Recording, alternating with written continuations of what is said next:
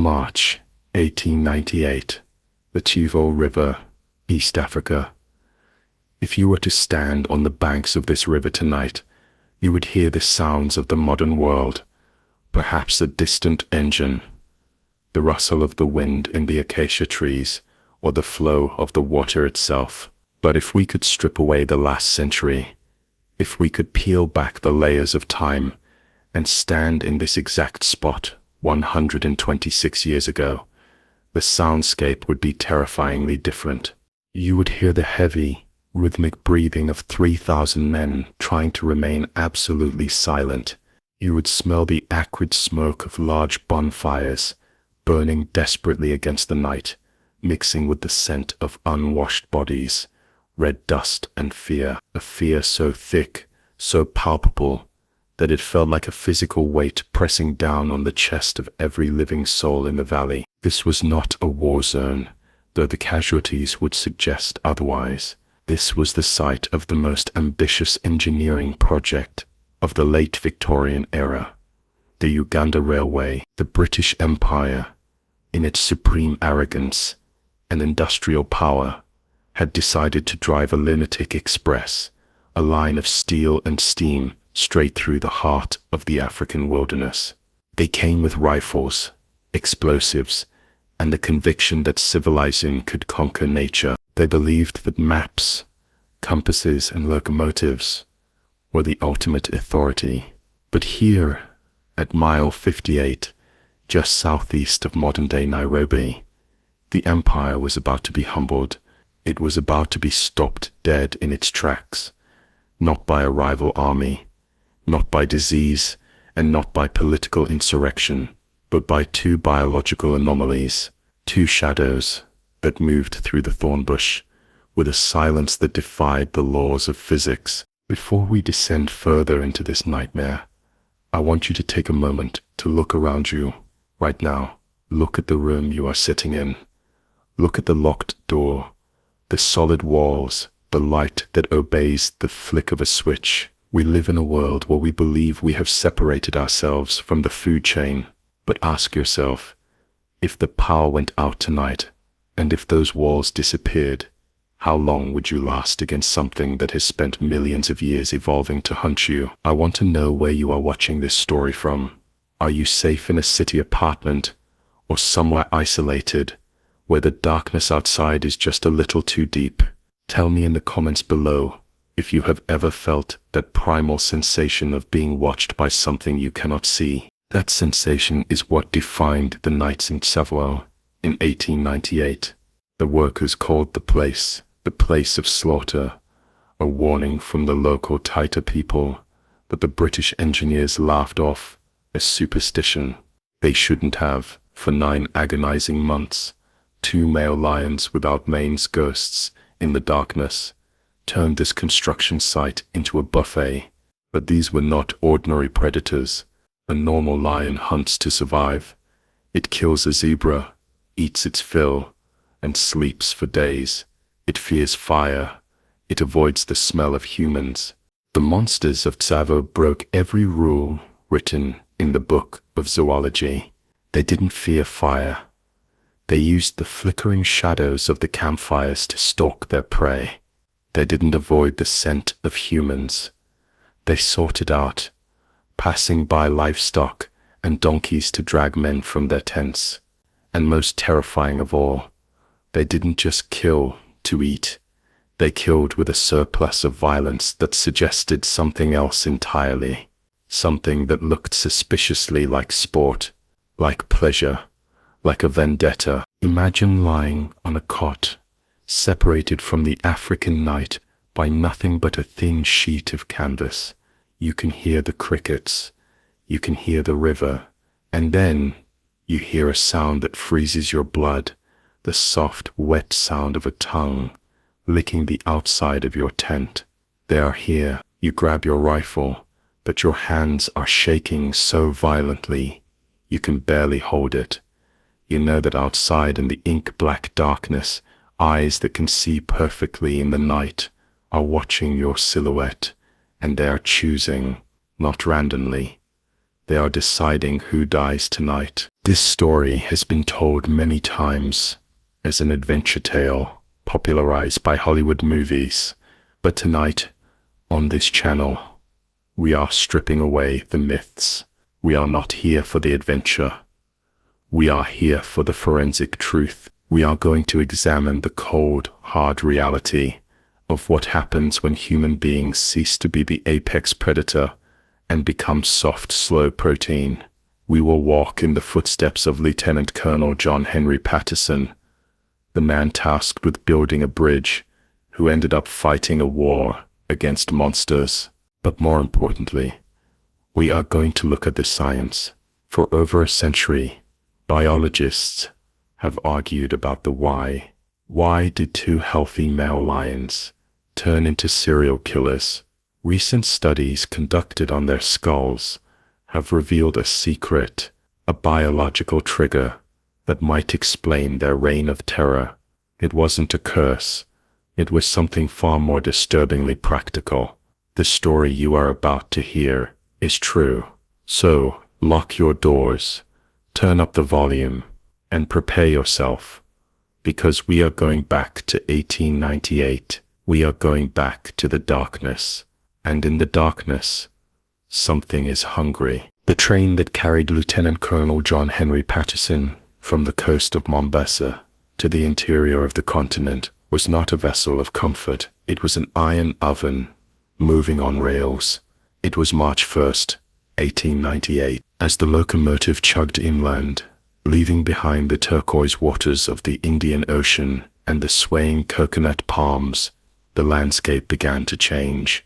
It twisted and hardened into something prehistoric. The lush greenery faded, replaced by the endless, monotonous gray-green scrub of the Nikia, the wilderness. To the untrained eye, it looked empty. To a soldier like Patterson, it looked like a battlefield waiting for a war. He sat in the carriage, his uniform pressed, his Webley revolver oiled, watching the red dust swirl past the window, unaware that he was traveling towards a confrontation that would strip him of his rank, his dignity, and very nearly his sanity. Patterson was a man of the empire, a capable engineer, and a crack shot. He had been hired by the Imperial British East Africa Company with a specific, singular mission: to build a permanent bridge over the Tsavo River. The railway, dubbed the Lunatic Express by skeptics in Parliament back in London, was hemorrhaging money. Critics said it was a road to nowhere, a folly that consumed iron and men in equal measure. Patterson was the solution. He was the man who would tame the river and keep the line moving toward Uganda. When the train finally hissed to a halt at mile 58, the silence that followed the shutting down of the engine was profound. Tsavo was not a town. It was a scar on the landscape, a clearing hacked out of the thorn bush, consisting of a few corrugated iron shacks, piles of railway sleepers, and a sprawling, disorganized city of canvas tents, housing thousands of workers. The heat was the first thing to hit him. It was a physical blow, a dry, baking heat that seemed to radiate from the very ground. The soil here was rust red, staining everything it touched. The vegetation was hostile.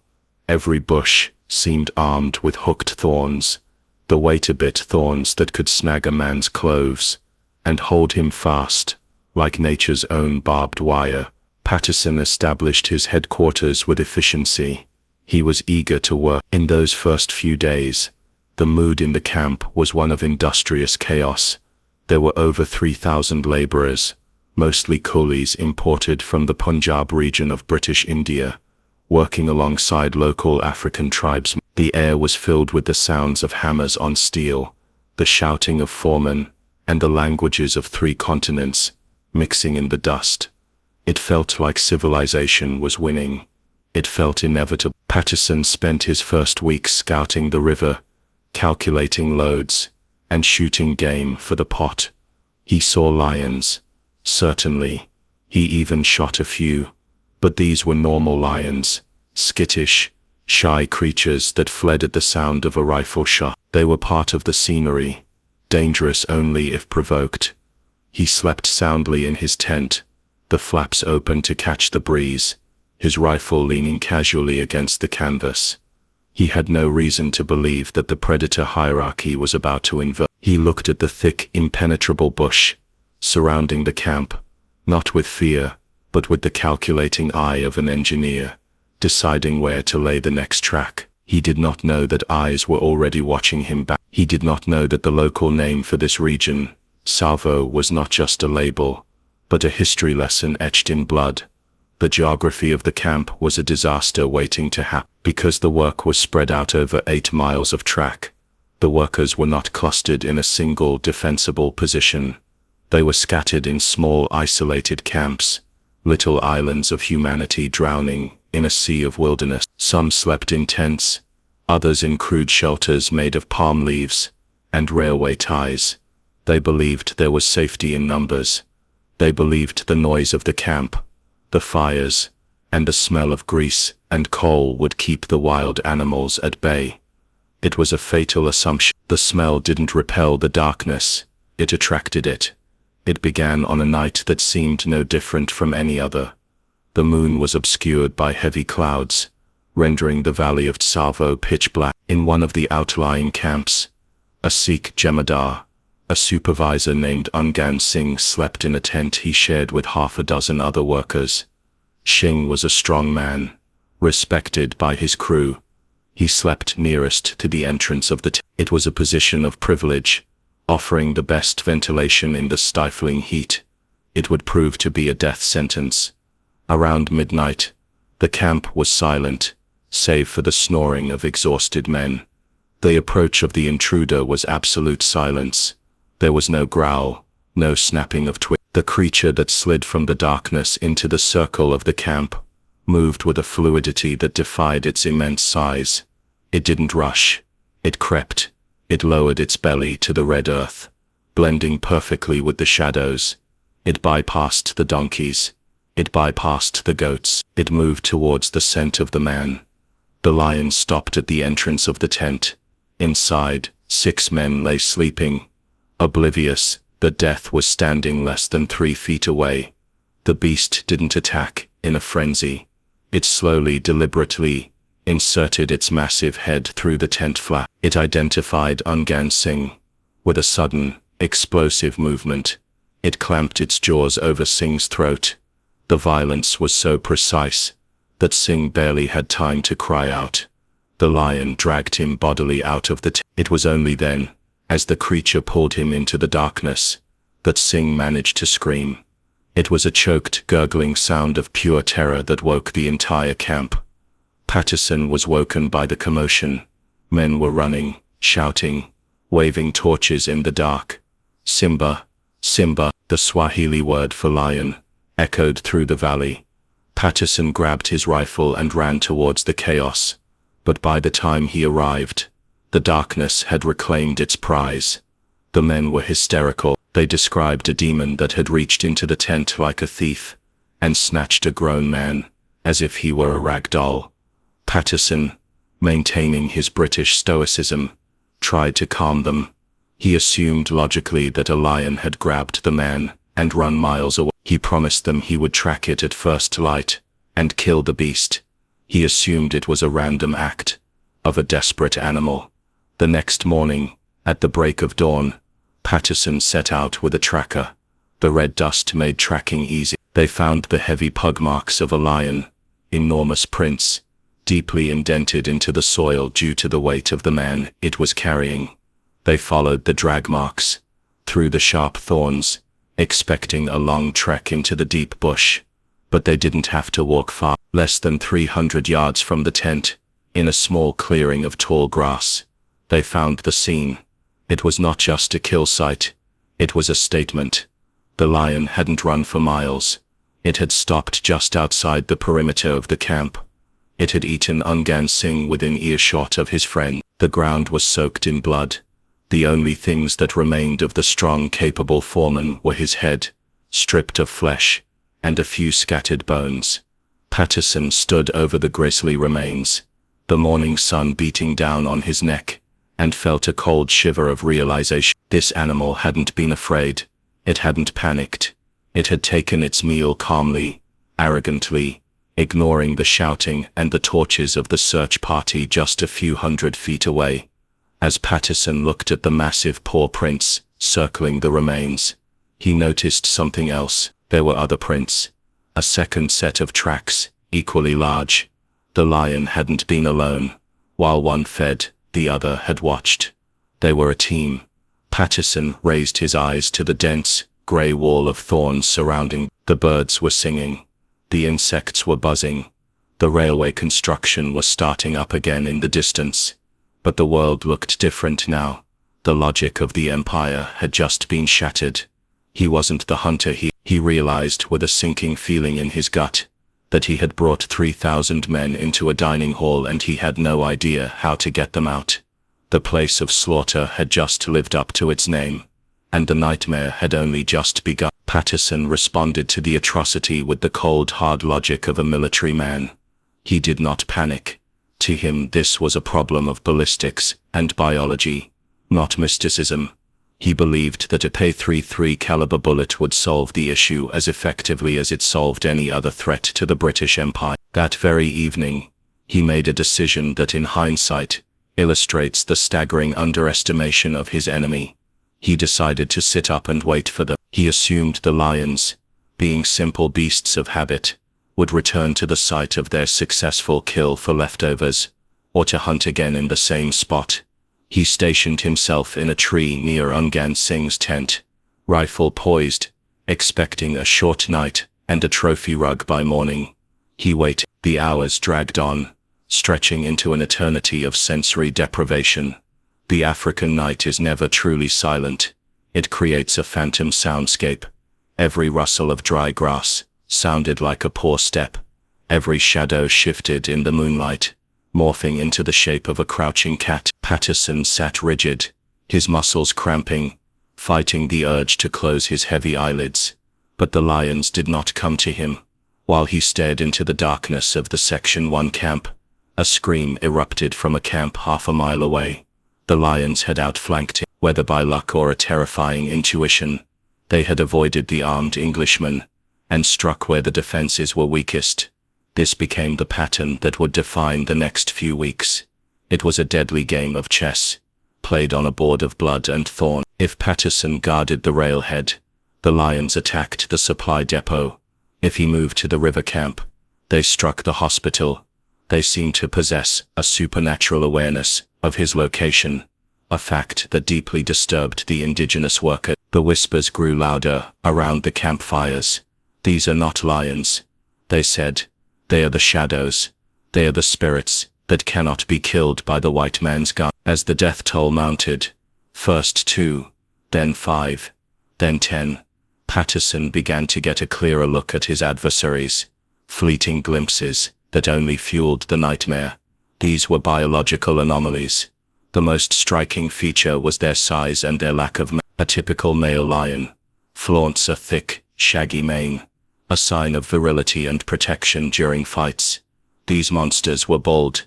Their necks were massive, muscular, and exposed, giving them a sleek, serpentine look that was deeply unsettling. They looked prehistoric, like saber-toothed remnants that time had forgotten to erase.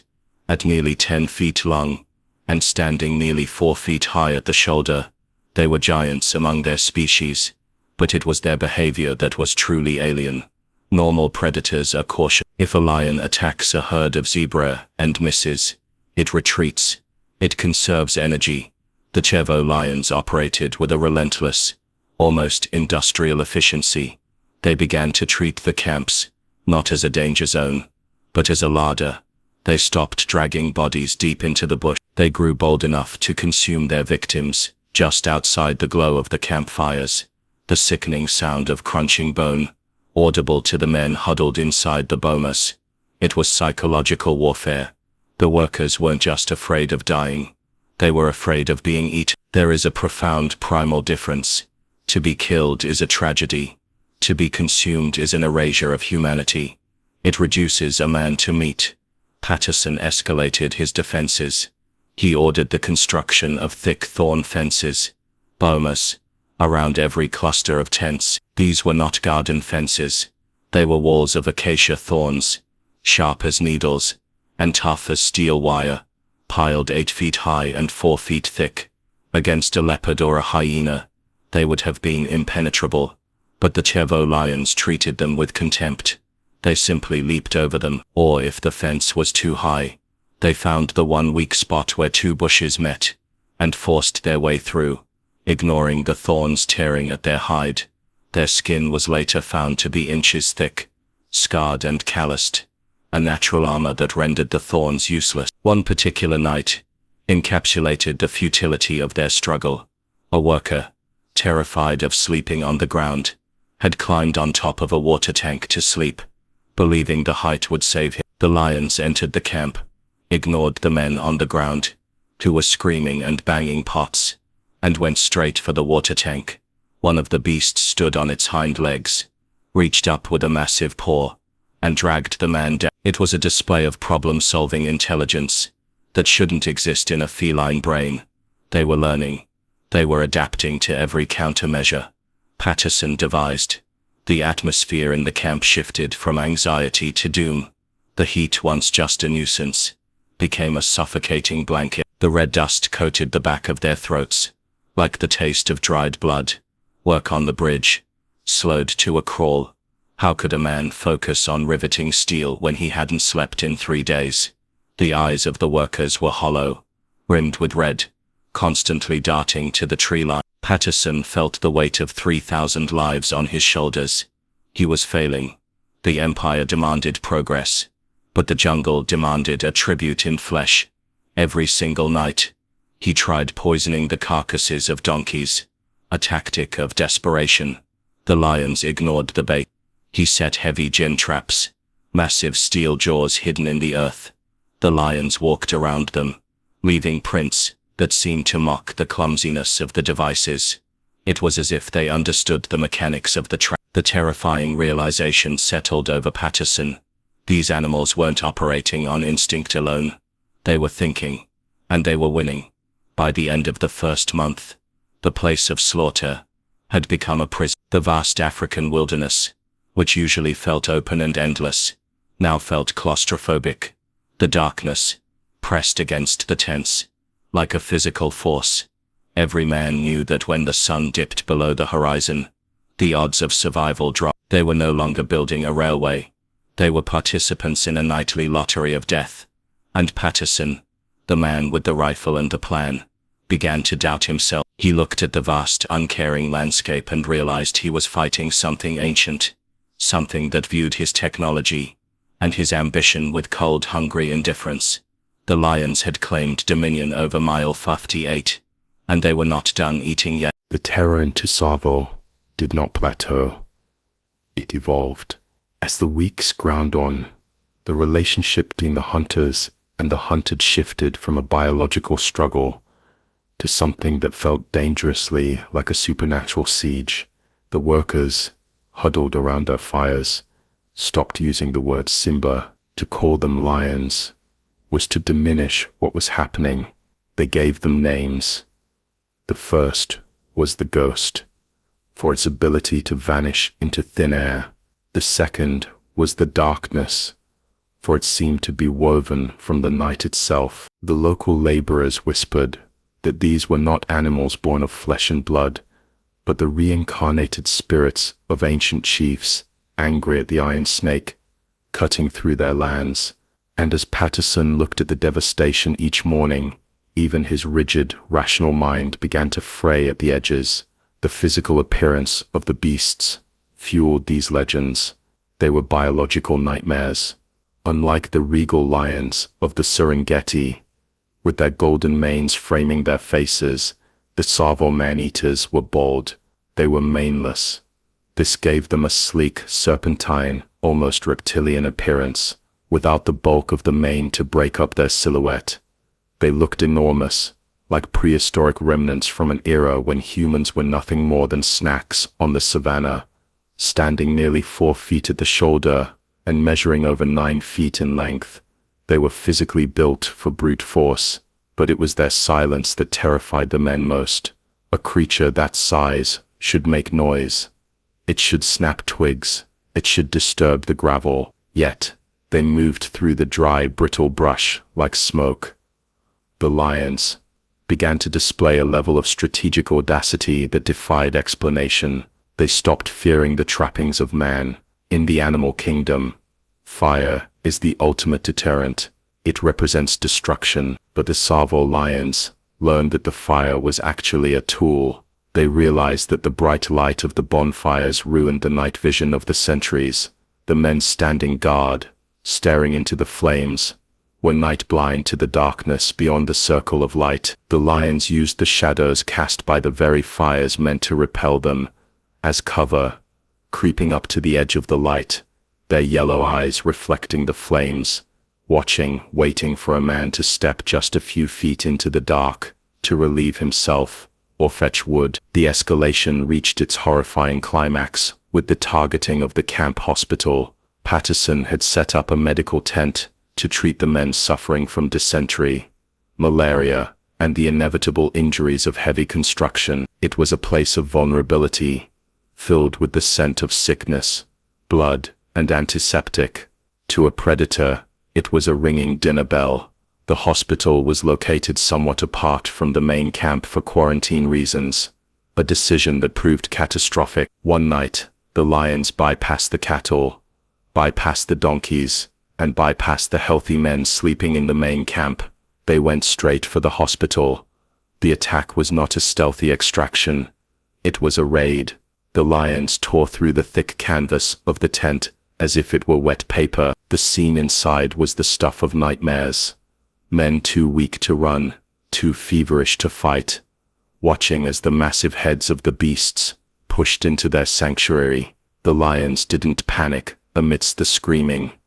They selected their victim with chilling calmness. In one particularly gruesome incident, the hospital assistant saw a lion push its head into the tent. He watched, paralyzed, as the beast scanned the room. It ignored the trembling man in the first bed. It ignored the man in the second. It walked to the third bed, grabbed a patient by the shoulder, and dragged him out. The man grabbed the frame of the bed in a desperate attempt to anchor himself, but the raw power of the lion was absolute. The bed frame snapped, or was dragged along with him, until his grip failed. The silence of the aftermath was broken only by the sounds of the feast beginning just 50 yards away. The lions were no longer bothering to drag the bodies into the deep bush. They were eating them within sight of the hospital, asserting their dominance. Patterson, desperate and furious, decided to move the hospital. He relocated the patients to a safer area and turned the old hospital tent into a trap. He filled a rail car with cattle as bait and stationed armed sentries inside a fortified stockade nearby. He converted the empty hospital tent into an ambush point, leaving it standing to lure the lions back. He waited inside, rifle ready, sweating in the suffocating heat, convinced he had outsmarted them. But the ghosts lived up to their name. They didn't come back to the empty tent. They seemed to know the location of the patients had changed. That same night, they attacked the new hospital location, miles away. It was as if they had spies in the camp. They ignored the trap entirely and struck the vulnerable men again. The psychological blow to Patterson was devastating. He wrote in his journals of the uncanny nature of the beasts, a word that barely captures the dread he felt. He wasn't fighting animals. He was playing chess against a grandmaster who could see in the dark. The lions began to hunt for sport. This is the most controversial and terrifying aspect of the Tsavo legacy. Biology dictates that a predator kills to eat.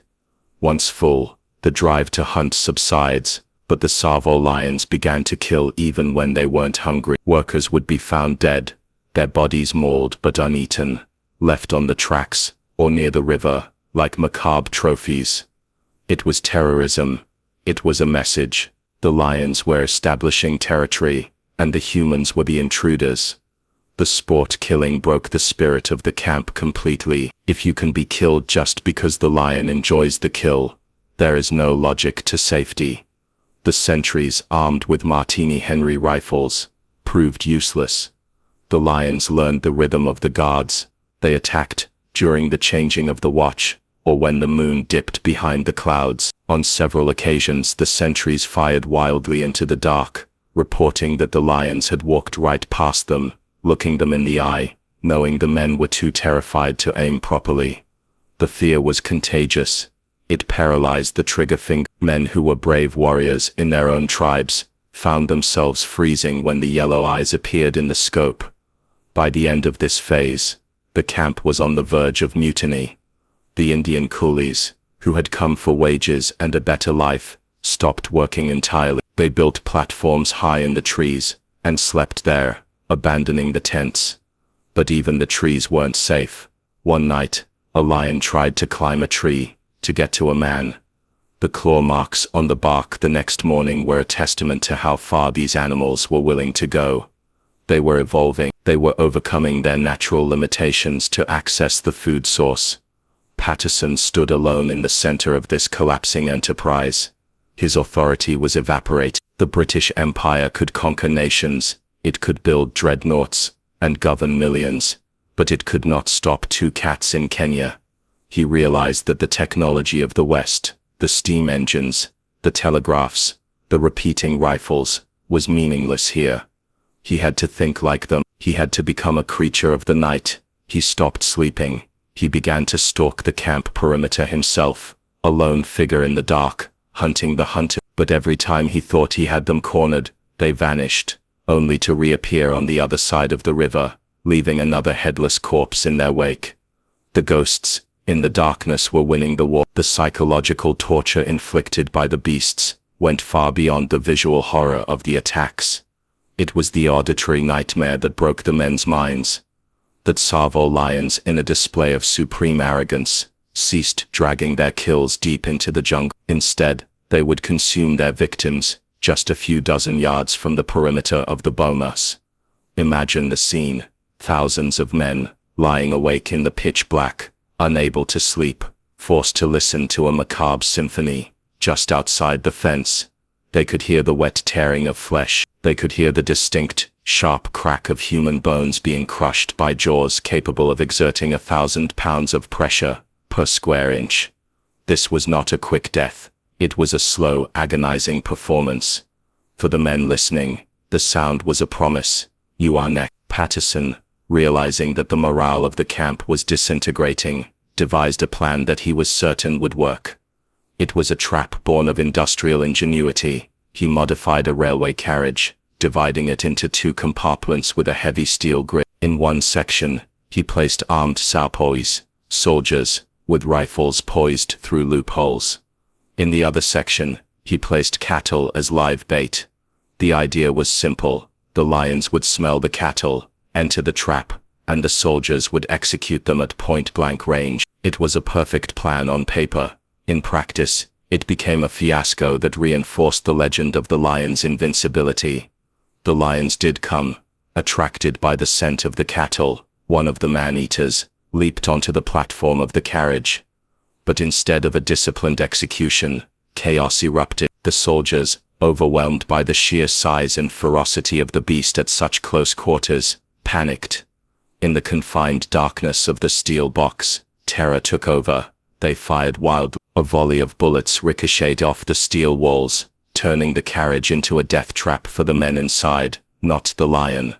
In the confusion, the lion managed to swipe through the bars, terrified but unharmed, before leaping off into the night. One of the bullets reportedly blew the tip off the lion's tail, but that was the only damage inflicted. To the superstitious workers, this was the final proof.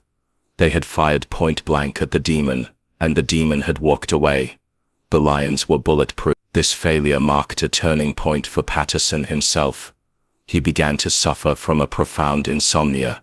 The hunter's instinct told him that the dynamic had shifted. He was no longer just the pursuer. He was being On several occasions, while stalking through the bush alone, he reported an overwhelming sensation of dread. He would find tracks the next morning, revealing that while he was following the lions had looped back and were following him. They were studying his habit. They knew the sound of his boots.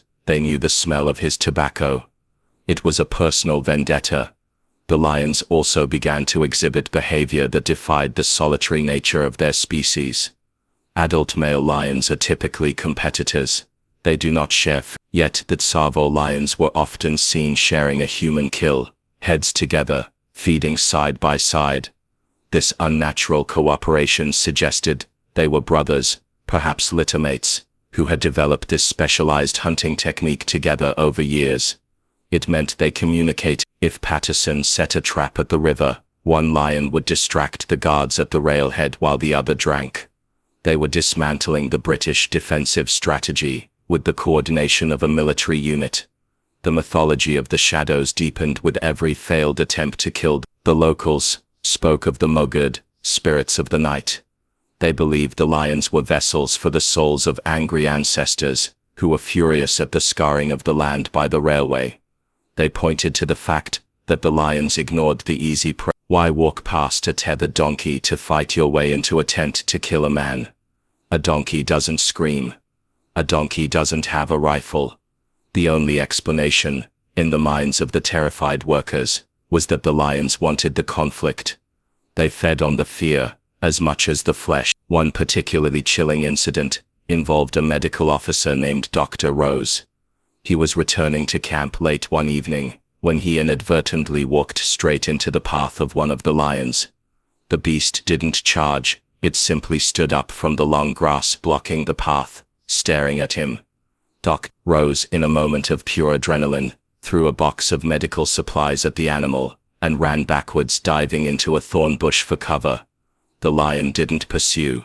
It sniffed the box, looked at the bush where the doctor was trembling, and then simply turned and melted back into the night. It was an act of dismissal. The lion had decided not to kill him, perhaps because he wasn't part of the game that night. This calculated restraint was somehow more terrifying than an attack. It implied choice. As Chapter 2 of this nightmare drew to a close, the camp at Tsavo had ceased to function as a construction site. It was a siege. The bravado of the British Empire was gone. The technological superiority was nullified. There was only the night, the fire, and the waiting. And out in the darkness, the man-eaters were getting bolder, stronger, and hungrier. They had conquered the night. Soon they would conquer the dead. By the morning of December 1st, 1898, the fragile psychological dam that had held the Tsavo workforce together finally burst. It was not a violent mutiny involving guns or riots. It was something far more absolute. It was the collective resignation of 3,000 men who had looked death in the face and decided that no amount of rupees from the British Crown was worth being eaten alive. The camp, usually a hive of shouting foremen and clanging hammers at dawn, was gripped by a strange, frantic energy. The workers were leaving. They swarmed the supply trains that had arrived from Mombasa. It was a scene of desperate evacuation, reminiscent of a city fleeing a plague. Men threw their meager belongings, bedrolls, cooking pots, tools, onto the flatbed carriages, and scrambled up after them. They clung to the roofs of the boxcars, hung precariously from the side ladders, and squeezed into every inch of available space. Between the cargo, they didn't care about tickets. They didn't care about permission. They simply refused to spend one more night in the valley of the shadow of death. As the steam engines hissed and the wheels began to turn, grinding against the steel rails, a singular message was sent to the world. The lions had won. Lieutenant Colonel Patterson stood on the platform, a solitary figure in a khaki uniform, watching his army disintegrate. As the last train disappeared around the bend, its whistle fading into the heat haze, silence descended on Tsavo. It was a heavy, unnatural silence. The vast clearing carved out of the thorn bush, with so much sweat and blood, was now a ghost town. The bombers stood empty. The tents flapped idly in the hot wind. Tools lay rusting in the red dust, where they had been dropped. Patterson was left with a skeleton crew of barely a dozen men. A few bridge inspectors and officials who were either too brave, too foolish, or too bound by duty to abandon their post. The magnitude of this failure is difficult to overstate. This was the height of the Victorian era. The British Empire controlled nearly a quarter of the Earth's land surface. They had subdued armies, navigated oceans, and built cities in deserts. Yet here in East Africa, the Iron Snake, the Uganda Railway, a project budgeted at millions of pounds, had been completely paralyzed by two biological anomalies. The humiliation traveled up the telegraph wires, all the way to Whitehall in London. In the House of Lords, the Prime Minister, Lord Salisbury, was forced to address the peers of the realm regarding the catastrophe. With a tone of somber incredulity, he admitted to the Parliament, the whole of the works were put a stop to, for 3 weeks, because a party of man-eating lions appeared in the locality and conceived a most unfortunate taste for our workmen. The statement was met with uncomfortable shifting in seats. It sounded absurd, almost like a dark joke. But the economic reality was devastating. The halt was costing the empire a fortune every single day. The press began to circle. Patterson was no longer just an engineer dealing with a local pest problem.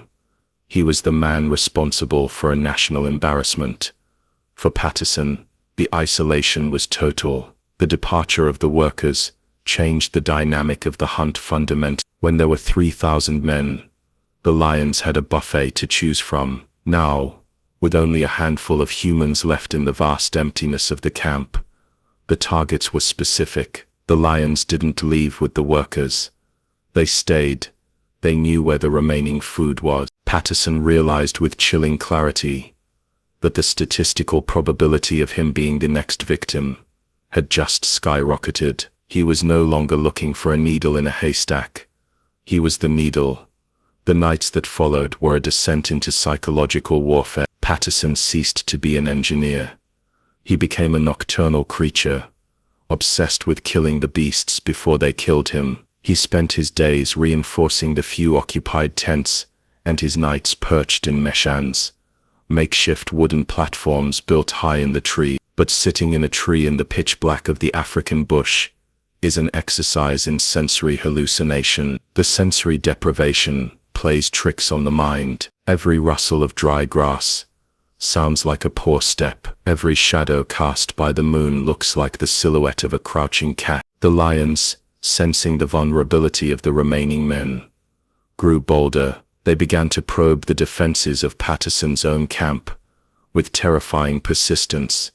One night, they killed 2 donkeys just yards from where Patterson was hiding. Yet he never saw them. They moved with such stealth that they could dismantle a carcass and consume it without alerting the man sitting with a rifle 50 feet away. It was as if they were mocking him. They were demonstrating that they could take whatever they wanted, whenever they wanted, and his technology, his guns, his traps, his fires, was irrelevant. But the predator's arrogance would eventually be its undoing. On December 9th, Patterson noticed a pattern. The lions had been returning to the site of a previous donkey kill, scavenging the remains. Predators are possessive. They don't like to leave food behind. Patterson decided to stake out the carcass. He constructed a meshan in a tree overlooking the dead donkey. He climbed up as the sun began to set, accompanied by his gun-bearer, Mahina. The waiting began. Hours bled into hours. The African night cooled down, the temperature dropping rapidly. Patterson sat rigid, his muscles cramping, fighting the urge to sleep. His eyes strained against the darkness. He knew that if he fell asleep and fell from the tree, he would be dead before he hit the ground. Then shortly after midnight, it happened. A sound. Not a roar but a dry snap of a twig. Then a long, deep sigh. It was a sound of contentment, of anticipation.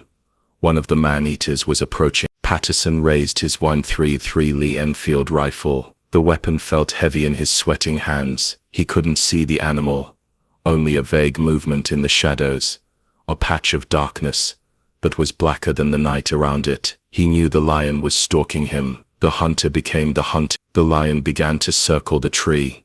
Slowly, deliberately, Patterson could hear the soft crunch of paws on the dry earth. The beast was assessing the height of the platform, calculating if it could spring up and drag the men down. The tension of that moment is impossible to convey. A single cough, a creak of the wood, could trigger a charge. Patterson waited until the shape moved into a slightly clearer patch of moonlight. He didn't have a clear target, only the mass of the creature. He trusted his instinct. He aimed for the center of the dark mass and squeezed the trigger. The blast of the rifle shattered the silence of the valley. The muzzle flash blinded him. For a split second, immediately a roar erupted that shook the very tree he was sitting in. A sound of pure, unadulterated fury and pain. The lion thrashed in the bush, growling, biting at the air, tearing up the ground. Then silence.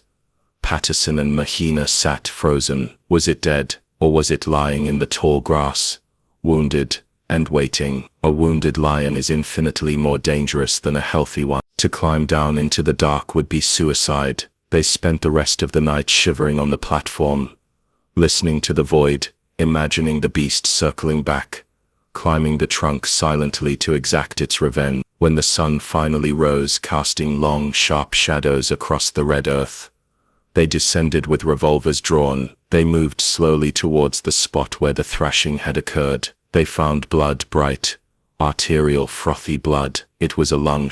They followed the trail for a few dozen yards, moving step by step, adrenaline coursing through their veins. And there, hidden behind a large termite mound, lay the monster.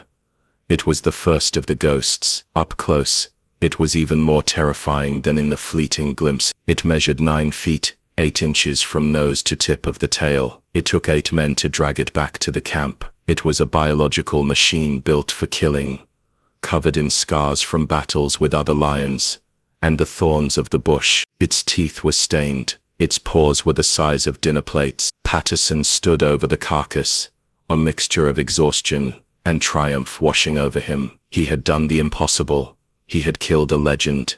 But as the initial euphoria faded, a cold realization settled in his gut. The camp was still too quiet. The birds were singing, but the threat hadn't evaporated. There had been 2 lions. The brothers were inseparable. They hunted together, ate together, and terrorized together. By killing one, Patterson hadn't ended the war. He had escalated it. The second lion was still out there, and now it was alone, without its partner to help corral prey. It would become more unpredictable. It would be grieving, confused, and likely more aggressive. The rules of the game had changed again. The first lion had been a hunter. The survivor was now an avenger, and it knew exactly who had killed its brother. With the first man-eater dead, a strange, suffocating atmosphere settled over Tsavo. One might expect relief, a celebration, perhaps even a return to work. But the silence that followed the death of the first ghost was not peaceful. It was heavy with anticipation. The workers knew, and Patterson knew, that the war was only half over. The bond between the 2 lions had been unnatural, closer than typical pride mates. They had moved together, eaten together, and killed together. Now the survivor was out there in the immense gray wilderness, alone, and as any hunter knows, a solitary predator, stripped of its pack and driven by confused aggression, is infinitely more dangerous than one following a routine. This surviving lion didn't flee the region. It didn't retreat. It waited for a few days. The valley was quiet. It was the eye of the storm. Then the attacks resumed, but with a new level of ferocity. The second lion was no longer just hunting for food. It was hunting with a reckless, suicidal boldness. It began to probe the defenses of the camp, not just at night, but in the twilight, prowling the perimeter with a flagrant disregard for the fires and the sentries. It was looking for something, or perhaps someone. The first brush with the beast occurred at the bungalow of the Permanent Way inspector. This was a wooden structure, raised slightly off the ground, with a veranda and steps leading up to the door. In the middle of the night, the inspector heard a heavy rhythmic creaking on the stairs. Thump, thump, thump. He assumed in his drowsiness that it was a drunken worker coming to complain or ask for water.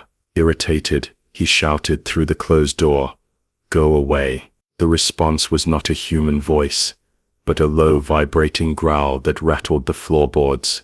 The lion was on the veranda. It didn't leave. It began to circle the house, testing the wood, sniffing the cracks under the door. For hours, the inspector sat inside, clutching a weapon, listening to the heavy breathing of the monster just inches away on the other side of the thin wood. Frustrated by the locked door, the lion eventually turned its attention to the inspector's livestock.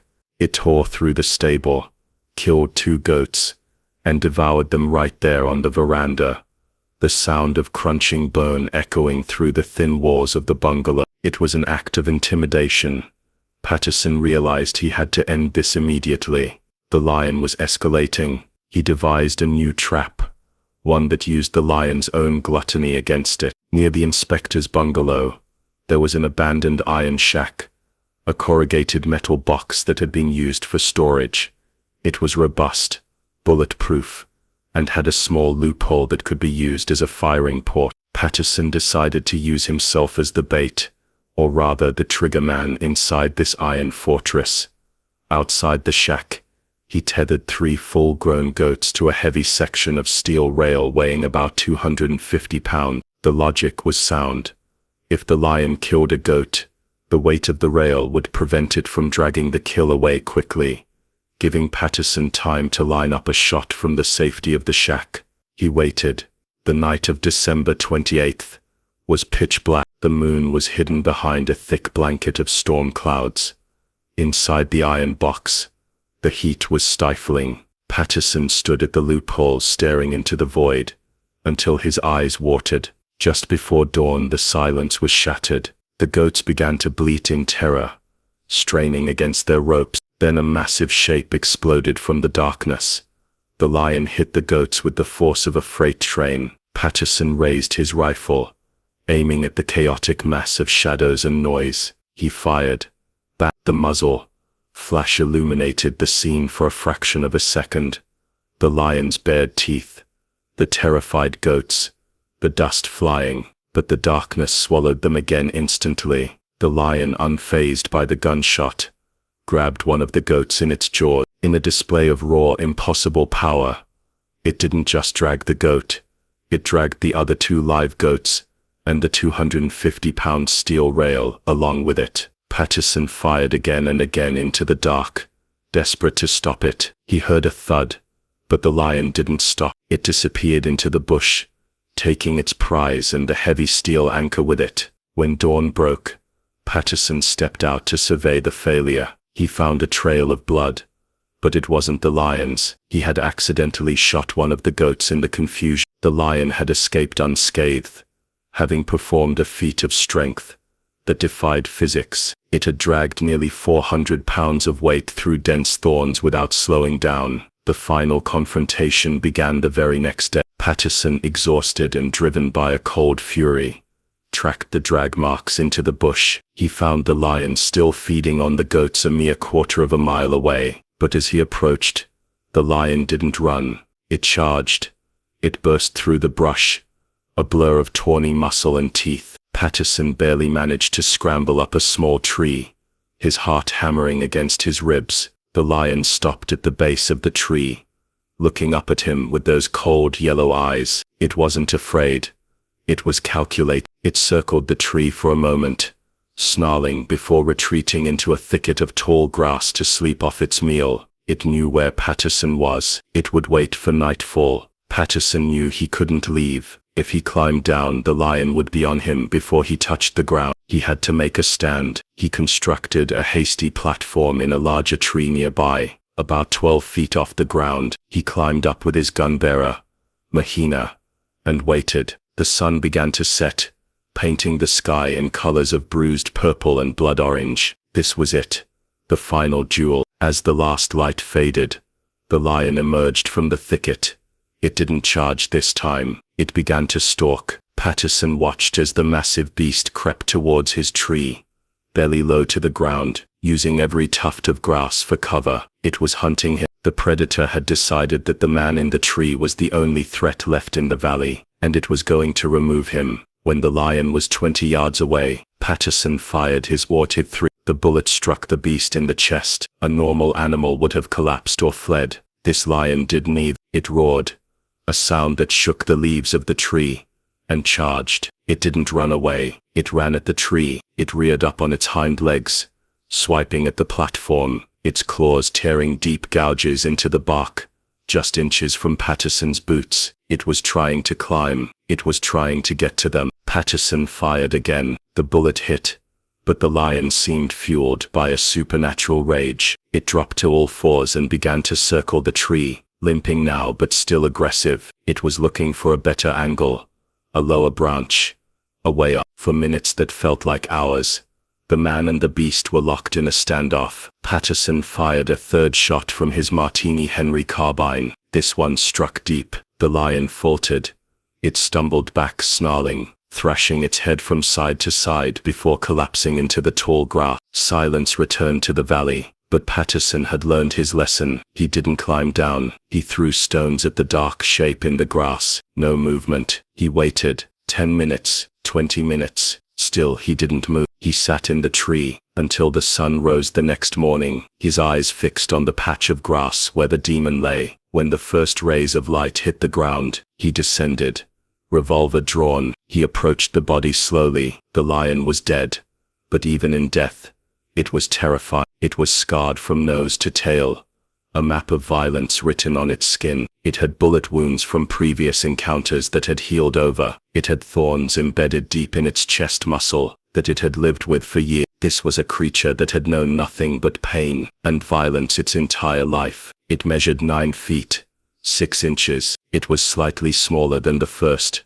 but older, tougher. Patterson looked at the fallen king and felt a strange emotion. It wasn't just relief. It was awe. He had killed the darkness. The siege of Tsavo was over. The railway could continue. The empire could resume its march. But as he stood there in the red dust, looking at the animal that had humiliated the British army, he knew that the fear would never truly leave this place. The bridge would be built.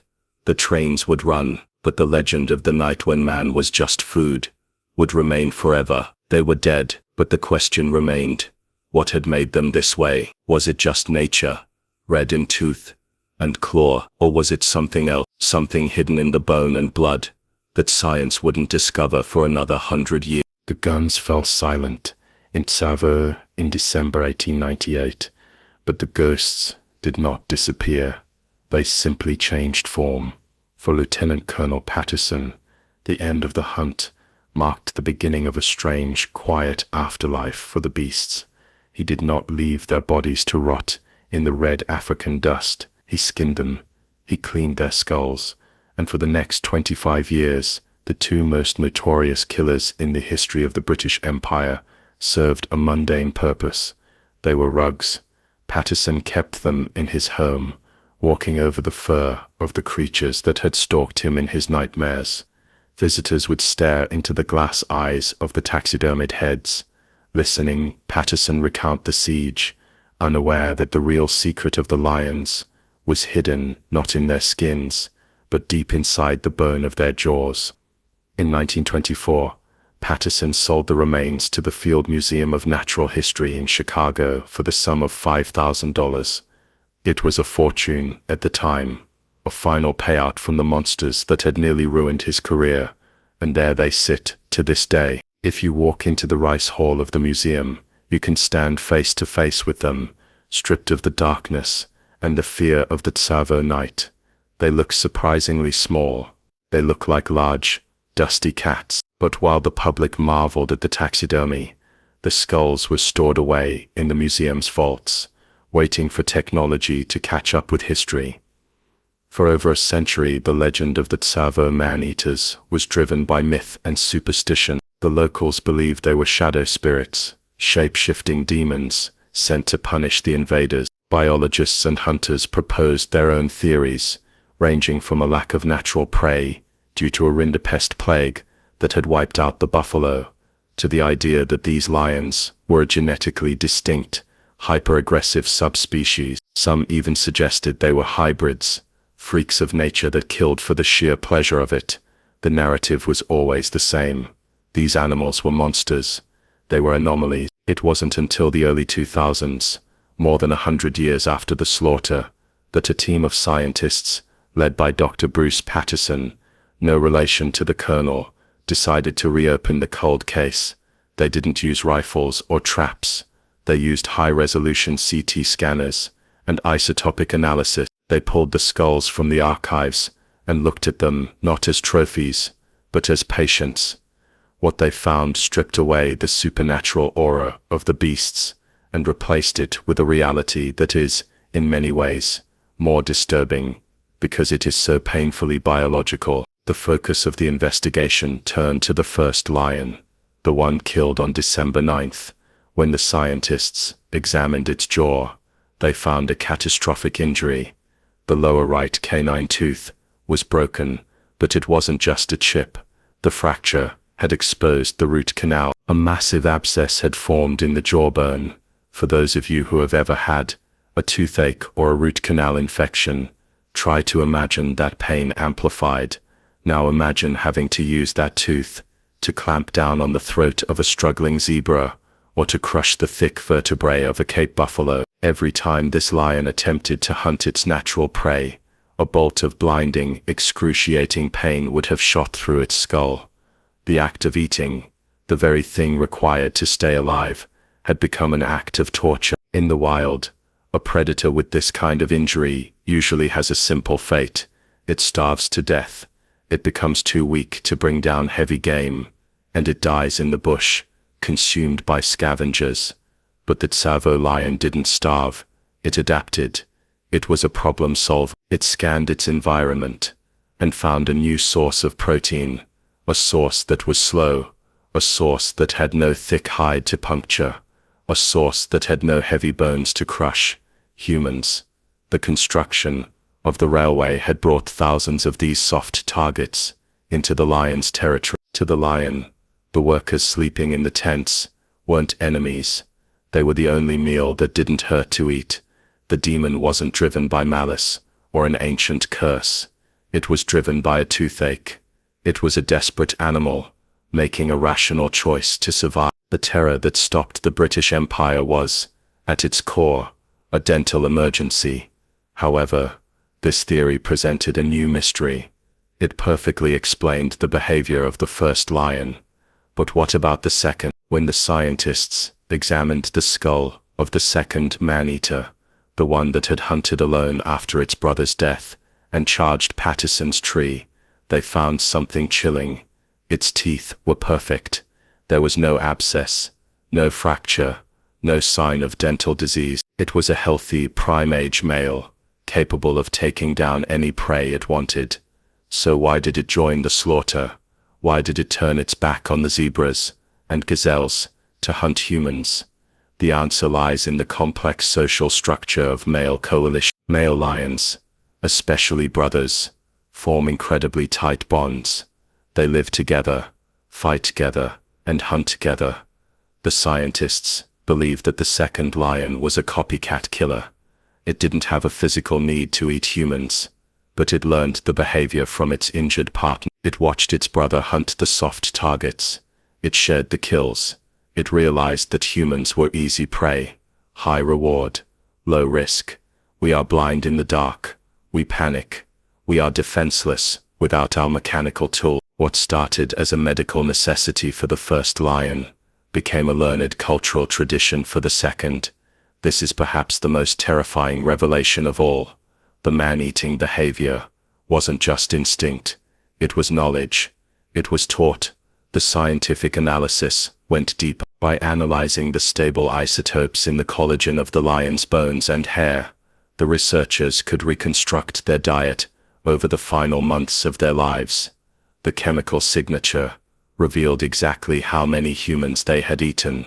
Colonel Patterson claimed they had killed 35. The science suggests the number was lower, likely around 35 victims eaten, though they may have killed many more without consuming them. But the isotopes also revealed something else. The first lion, the one with the bad tooth, showed a diet heavily skewed towards human. The second lion, the healthy one, had a mixed diet. It was still hunting buffalo and herbivores, but snacking on humans as a supplement. It was killing us because it could, not because it had to. And then there is the mystery of their appearance. Why were they maneless? For decades, it was assumed they were a separate species. The forensic analysis suggests it was an adaptation to the local environment. Tsavo is a cauldron of heat and thorns. A thick, heavy mane would be a liability, causing the animal to overheat and get snagged in the dense brush. But there is another theory supported by the aggression levels recorded in the historical accounts. High levels of testosterone are linked to both hair loss and extreme aggression. The Tsavo lions may have been hormonal outliers, pumped, full of testosterone that made them hyper-aggressive, fearless, and bold. They were the biological equivalent of roid rage monsters. But the story of the science doesn't end in the laboratory. It ends back in the caves of Tsavo. Years after the railway was completed, explorers found a lair near the river that the locals had always avoided. Inside, they didn't just find the bones of animals. They found a grim collection of human artifacts: copper bangles, beads, and skulls. These were not recent kills. The accumulation suggested that lions in this region might have been using humans as a food source for generations, long before the railway arrived. The British didn't bring the horror to Tsavo. They simply built a train line through a graveyard. The science of evil therefore teaches us a lesson that is hard to swallow. We like to personify nature. We like to give it motives like revenge, hatred, or cruelty. It makes us feel special. It makes the struggle feel epic. But the forensic truth of the Tsavo Man-Eaters is far colder. There was no evil. There was only efficiency. There was an injured animal in pain, and a healthy animal that capitalized on an opportunity. They looked at us, not as masters of the earth, but as bags of calories that were easy to catch. This deconstruction of the myth does not make the lions less scary. In fact, it makes them more terrifying. A demon is bound by rules. It can be exercised. A biological machine that adapts to our weaknesses, learns from its peers, and overcomes its own physical limitations to hunt us down, is something you cannot reason with. The Tsavo lions proved that under the right circumstances, the barrier between civilization and the food chain evaporates. All it takes is a broken tooth to turn us from the apex predator into the prey. The skulls in Chicago remain silent behind their glass case, but the data they hold screams a warning across the century. We are not safe because we are chosen or special. We are safe only because most of the time, the lions aren't hurting enough to bother with us. But when they are, the walls of our tents, the fires of our camps, and the arrogance of our empires are no protection at all. The Uganda Railway was eventually completed. The bridge over the Tsavo River still stands today, a monument of steel and rivets that defied the chaos of the wilderness.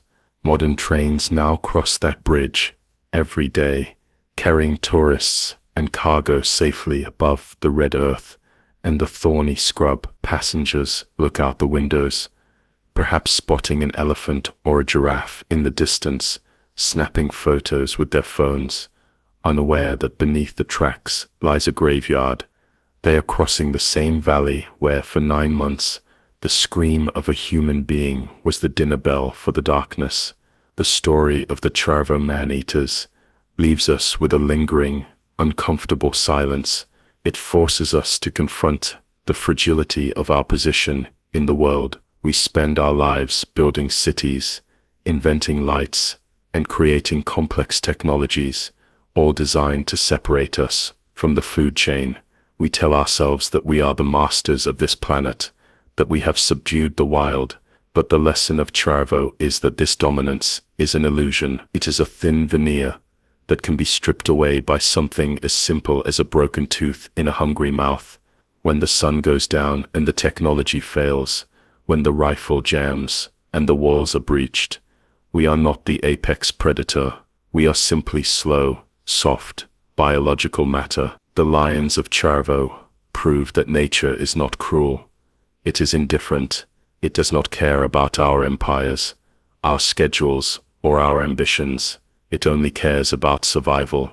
And if survival means consuming the builders of the railway, nature will not hesitate. Those two lions, preserved in Chicago, are more than just museum exhibits.